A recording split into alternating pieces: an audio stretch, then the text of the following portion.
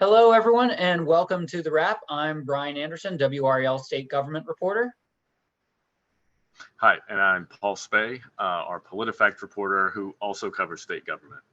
So we had quite a bit of news this week. One thing that seemed to maybe possibly come to an end is the seemingly endless Green Party saga. We had this fight to get on the ballot. For people who are unfamiliar, there's a process where you have to go to a 5-member state board of elections and get their approval in order to qualify for a spot on the state ballot. That's what the Green Party tried to do for the November ballot. Initially, the state board of elections voted 3-2 against that request. And then they decided earlier this month, actually, to allow that request to go forward. But the issue was really just, can it happen in time for the 2022 midterms? The Green Party had this issue fought out in court, and the court sided with the Green Party saying that they're allowed to have their name on the 2022 ballot. The North Carolina Democratic Party appealed that decision, and the end result was that the Democratic appeal was denied. So as of now, things can always change, but it seems likely that the Green Party will be on the November ballot. And there's certainly been other election news. Andy, you've been writing about some of the latest battles. Tell us about some of these new rules that are coming out. Yeah, it certainly seems like the North Carolina State Elections Board is at the center of just a lot of things that are happening. I don't know if it's controversy so much as, we're gearing up for elections and there's a lot of attention on them, from the Green Party's petition to just dealing with threats and abuse and trying to make life easier for the county boards. Now, what that means this week is that the State Elections Board is proposing new rules for election observers. And in many cases, maybe new rules isn't even the best description. They're trying to clarify what the law says. So election observers are typically appointed by political parties. They're allowed to be inside voting facilities. They're allowed to walk around in certain designated areas. They're allowed to take notes. And then if they see something concerning, they're allowed to report that to the chief judge, who then obviously takes it from there to see if some rule or some law has been broken, right? But what county elections directors reported recently is that they had a lot of issues with these election observers this past midterm election. In many cases, a lot of it was just confusion from these observers not knowing, what the rules are and what they're allowed to do. For instance, they're not allowed to speak, actually. You're not allowed to talk to voters. You're not allowed to talk to precinct officials. They're only allowed to bring up concerns to the chief judge. But a lot of these observers that are showing up are, they're talking to voters. They're not just well acquainted with the rules. And one reason for that is election observers are not trained like other poll workers. Election observers are volunteers that these political parties appoint. And in a lot of cases, they come in just not knowing very much at all. And so we got our hands on the results of a survey that the state board sent out to these county directors, and the county directors responded back with some anecdotes about some things they'd seen happen. One thing that jumped out is a lot of these observers are getting too close to voting machines or positioning themselves in places that they're not allowed. In one case in Wayne County, an election observer was ejected because she would not move out of the way so that a voter could insert his ballot into the machine. And so where we're going to see some clarity is the law already says something to the effect of, you're not allowed to stand where you can see someone's ballot, how they filled it out. There's now a new proposed language that says you're not allowed to stand between a voter and the machine. And that comes in direct response to that experience that the Wayne County elections director reported. So the vote will be August 16th on some of those proposals. And for more details on those, people can read our story. It just went up today. And there obviously are more examples of the tweaks and clarifications on those rules for election observers. And these are administrative rule changes. This doesn't require state lawmakers to come back and act, right, Andy? Right. So I'm glad you brought that up. These are temporary rule changes that they're proposing, and spokesman Pat Gannon said one reason for that is because they want them in place for the November elections, and so it's easier to get temporary rule changes in place than it is to get permanent changes in place. So they are just proposing these as temporary rule changes for this election, probably in hopes that they'll become long term. But a lot of these seem like common sense, seem like they're just attempting to clarify and make things easier. Of course, in a public comment period that was held Thursday, some people called in and said, it seems a little muddy, or last minute rule changes before an election. What are you doing? Right. Or they said that, some of these things are still somewhat objective or subjective, excuse me. They're worried that the chief judges might be more inclined to kick out someone they disagree with. But I'm sure those complaints or worries are not surprising to anyone. Well, there's one issue that won't be on the ballot for voters in November, and that is Congressman Madison Cawthorn, who lost his primary, but he's still making headlines, still generating attention. And it seems like, every 3 months you roll out a new campaign finance report, generally speaking, and it'll reveal how much debt you have. It'll reveal how much cash you have left.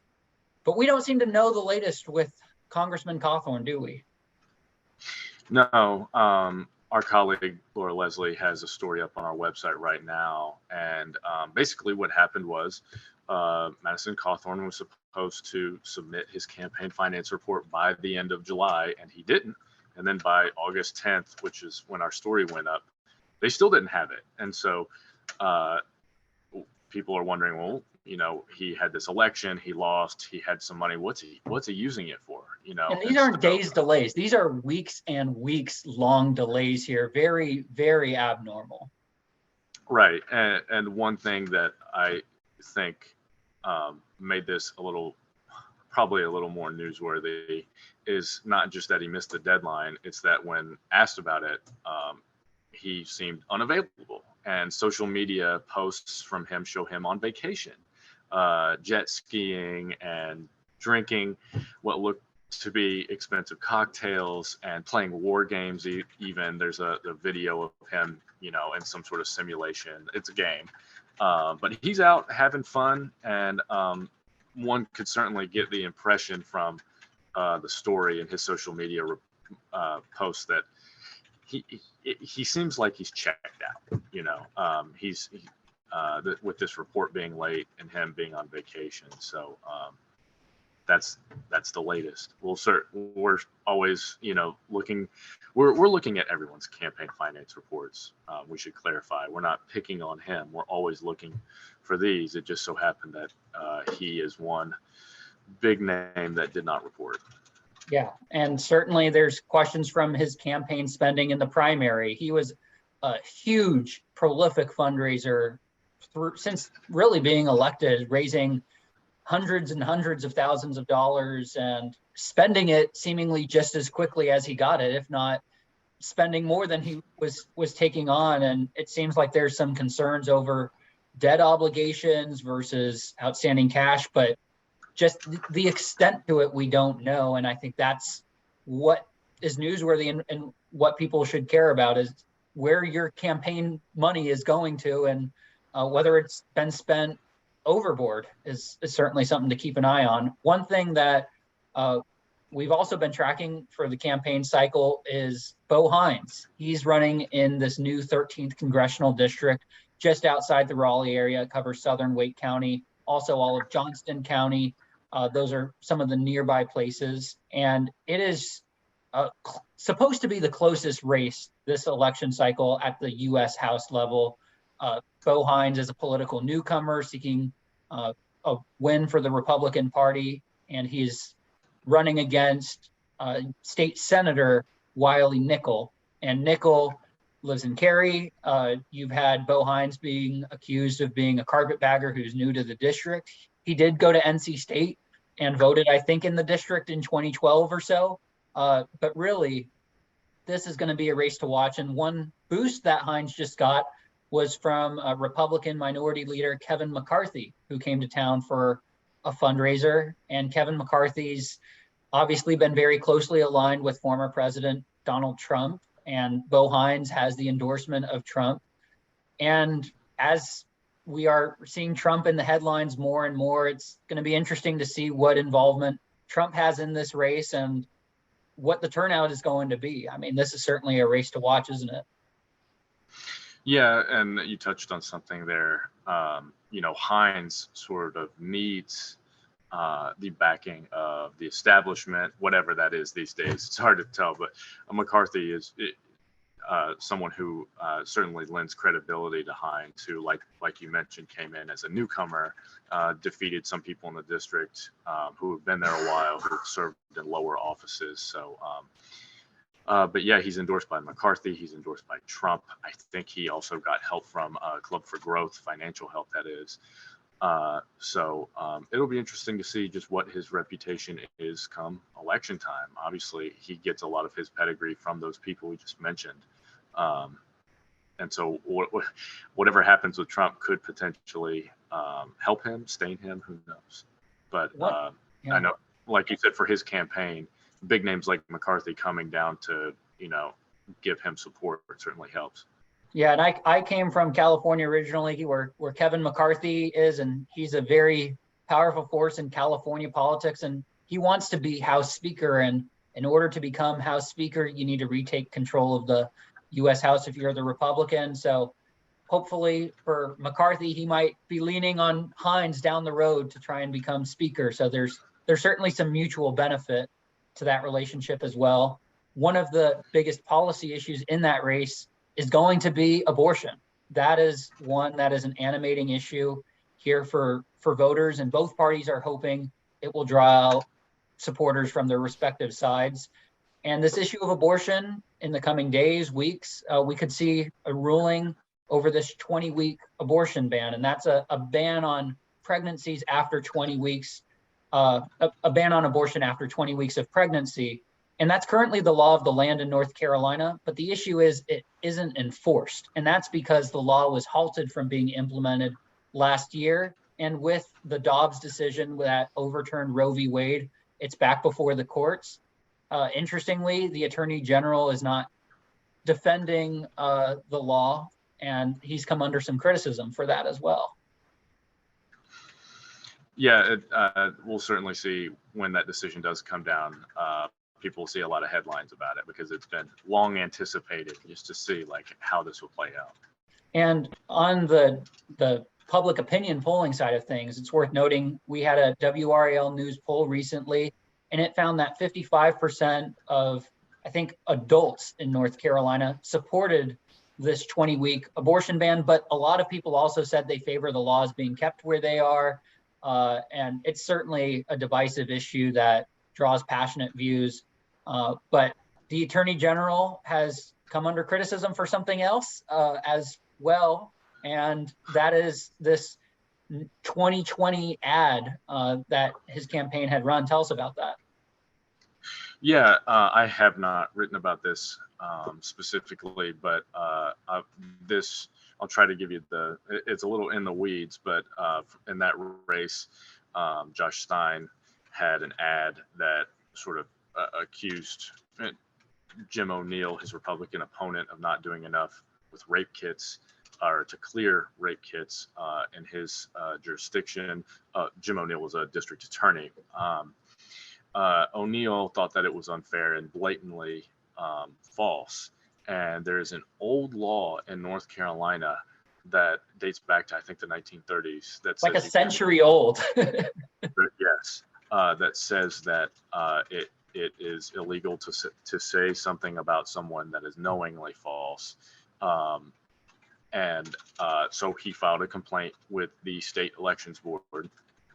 The state elections board, we learned yesterday, thanks to Nick Oxner. He's a reporter for, I think it's WBTV.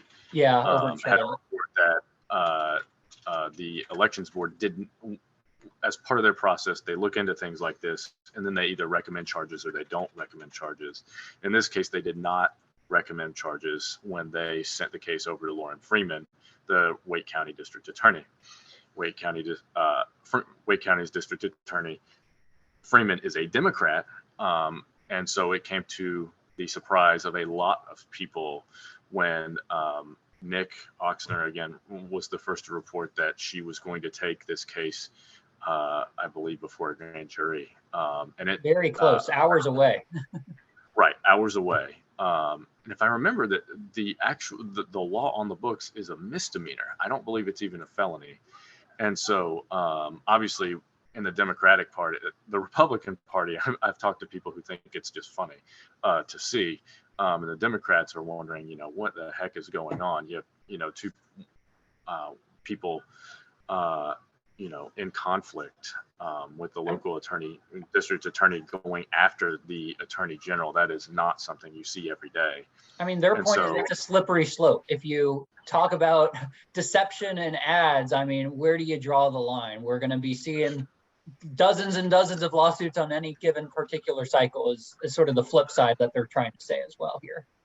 Exactly. And they've said that they wonder if this law is even enforceable, given the First Amendment, freedom of speech and things like that. And people, how, like you said, how far do you take it? How many ads are we going to see, brought before local district attorneys and then, pushed, entered in for prosecution?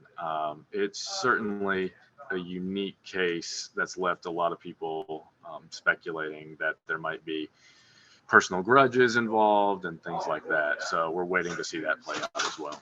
Well, we'll certainly continue to monitor that and a number of other items that we can expect in the coming weeks. Anything I didn't mention? Anything we need to leave the folks with? Oh, gosh. That's about it. We saw Roy Cooper tweet something about Thom Tillis not serving his constituents well enough.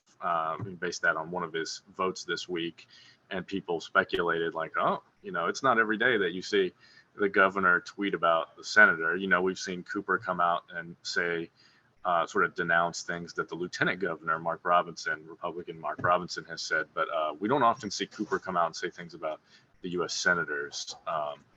And especially Tillis is a potential cross-party vote on lots and lots of things. We saw the infrastructure bill, and Tillis's complaint was, there's too much unrelated spending beyond the burn pits over by Camp Lejeune, and that's his chief concern that he had articulated. But there's insulin costs. There's a number of other things that Cooper has taken exception to. I think it's just a little bit unusual to see him do that so publicly. Right. And people forget that even during the when the pandemic hit in 2020, a lot of people were criticizing the governor for some of his emergency declaration rules. And Tillis was someone who was not among his most vocal critics. In fact, if I remember correctly, I read some quotes from Tillis at the time saying he thought Cooper had done a pretty decent job. And that certainly set Tillis apart from other Republicans at the time. But I guess that's all. 2 years is ancient history these days. So for sure. Here we are back to them going after each other and people speculating, hey, maybe this is, Cooper just getting warmed up for a Senate race in 2026. Who knows? I'm sure the next few months will feel like slow moving history as we get closer and closer to Election Day, but I think we'll call it there and keep you updated. nccapital.com for all the latest news. Until next time, we'll keep you updated there on our website. And this has been The Wrap.